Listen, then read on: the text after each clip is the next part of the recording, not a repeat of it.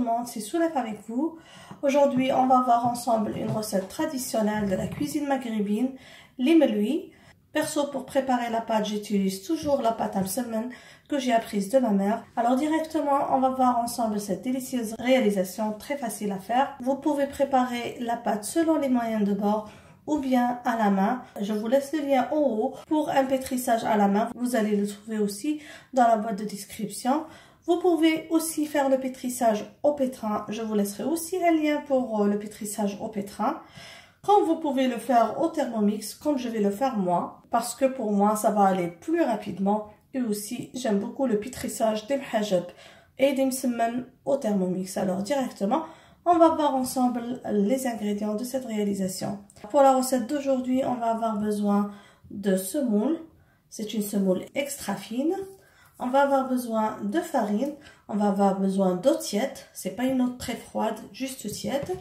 On va avoir besoin de levure boulangère instantanée. Si vous avez la levure fraîche, vous pouvez aussi l'ajouter. Et on va avoir besoin d'un peu de sel. Tout à l'heure, je vais partager avec vous les ingrédients pour former et étaler les meloui.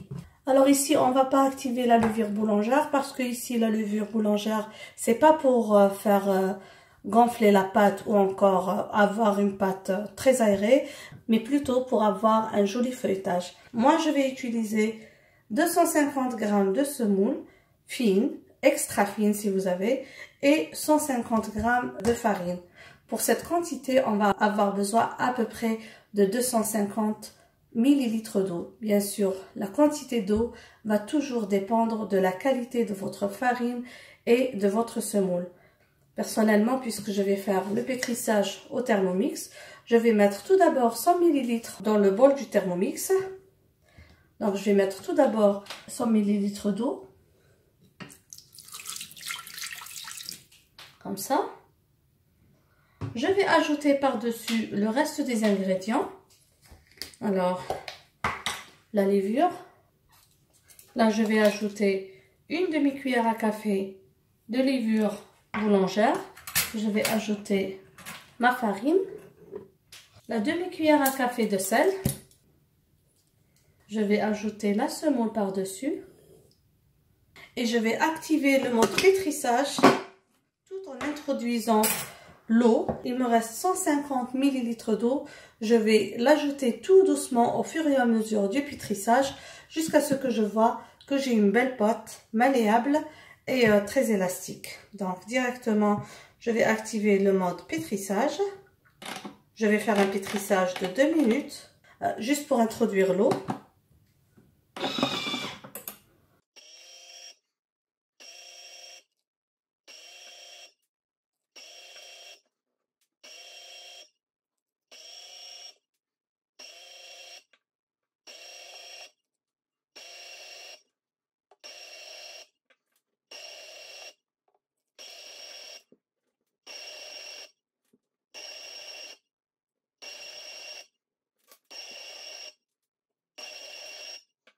Là, je vous montre la pâte avec 250 ml d'eau. Comme vous voyez, ça manque un petit peu d'eau. Donc, je vais encore essayer d'introduire 50 ml d'eau tout en pétrissant jusqu'à avoir une jolie pâte. Toujours avec la pâte Amselmen, il faut toujours introduire l'eau tout doucement tout en pétrissant. Alors, voilà ma pâte après 5 minutes de pétrissage. Vous voyez, elle est bien collante, très élastique. Comme ça, je vais la retirer et la laisser reposer un petit peu avant de former mes boulettes. Donc voilà ma pâte. Je la ramasse en une boule. Comme vous voyez, elle est bien pétrie en 5 minutes. Regardez-moi ce pétrissage. Regardez-moi ce pétrissage et cette élasticité. Là, je vais la ramasser comme ça en une boule. La laisser reposer juste quelques minutes. Alors pour moi, j'ai fait une petite quantité comme vous le voyez. Ça va me donner presque 5 à 6 meloui. Alors comme vous voyez, la pâte elle a un petit peu reposé. Ici, ce que j'ai préparé, c'est la semoule fine ainsi qu'un mélange de beurre fondu et d'huile pour tout à l'heure la préparation des meloui. Maintenant, je vais préparer des boulettes que je vais placer sur un plateau huilé pour laisser reposer afin qu'on passe à la préparation des meuluis. Comme ça, avec des mains huilées, je vais former des boulettes un peu plus grandes qu'une mandarine. Ça va bien sûr dépendre de la taille des meuluis que vous voulez avoir. Donc, il y a des gens qui veulent avoir des meuluis bien grands et il y a ceux qui veulent avoir de petits meuluis, surtout si vous avez des enfants, pour que chacun ait sa petite part. Comme ça.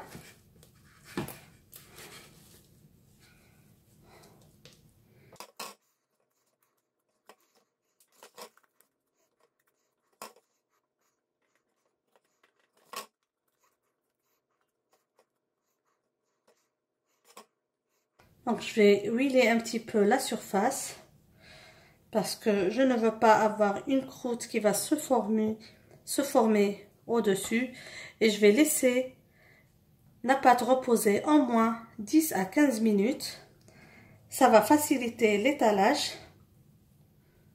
Voilà. Je vais couvrir d'un film alimentaire et on va se voir après 15 minutes. Ma pâte a bien reposé. Donc là, je vais huiler comme ça un plan de travail. Ici, je travaille avec un mélange de beurre et d'huile végétale. Là, je vais étaler ma pâte aussi finement que possible.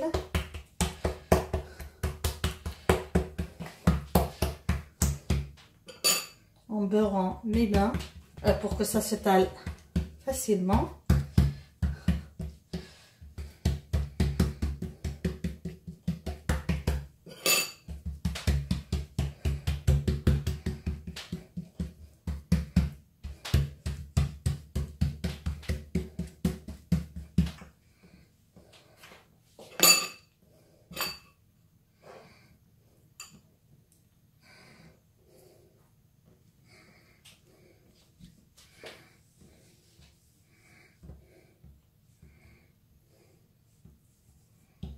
Voilà, je vais un petit peu comme ça beurrer pour avoir un joli feuilletage.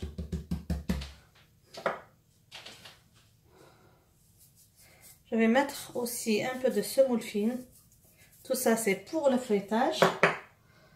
On va plier comme ça sur les 2/3.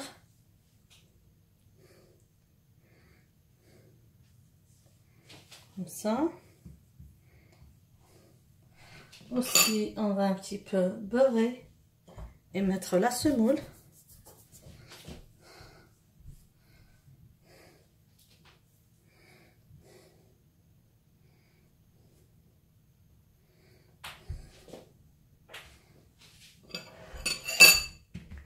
Encore, on va beurrer un peu de semoule et on va plier sur 2.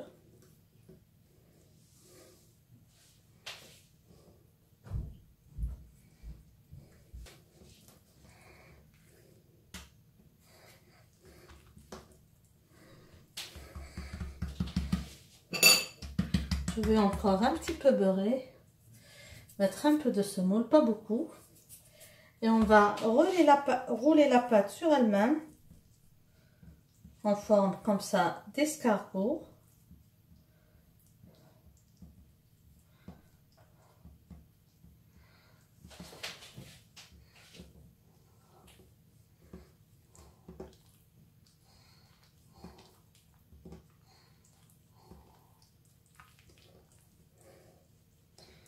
Comme ça, on va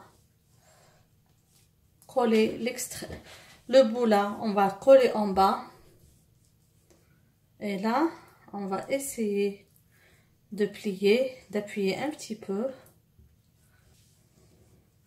Et on continue à faire la même chose avec le reste des boulettes. Là, je reprends les meuluis dans un espace un peu beurré ou huilé. Comme ça. Je vais travailler du milieu. Comme ça. Je vais tourner. et écraser tout en donnant une forme circulaire.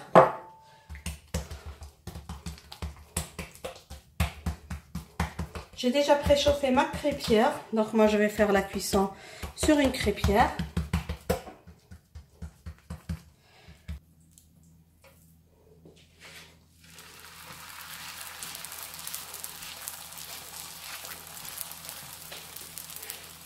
On va surveiller la cuisson.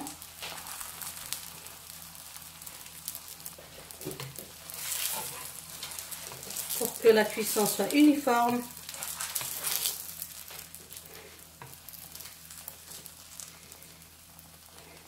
Ça doit bien cuire, surtout entre les feuilletages.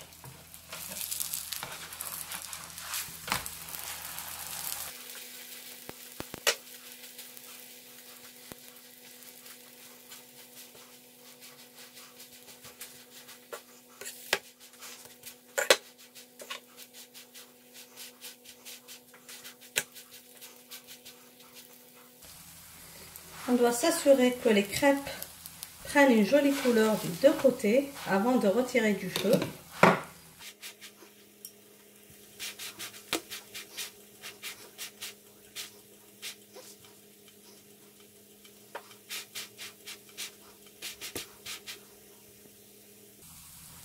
Comme vous voyez, je m'assure qu'elle a pris une belle couleur et surtout que le feuilletage à l'intérieur est bien cuit.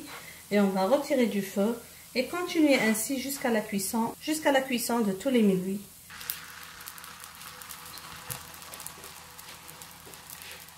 Quant à la pièce déjà cuite, on va écraser comme ça. C'est encore chaud pour faire ressortir le feuilletage. Mais regardez le magnifique feuilletage et une super belle cuisson. Alors comme vous voyez, je laisse bien cuire les menuis des deux côtés.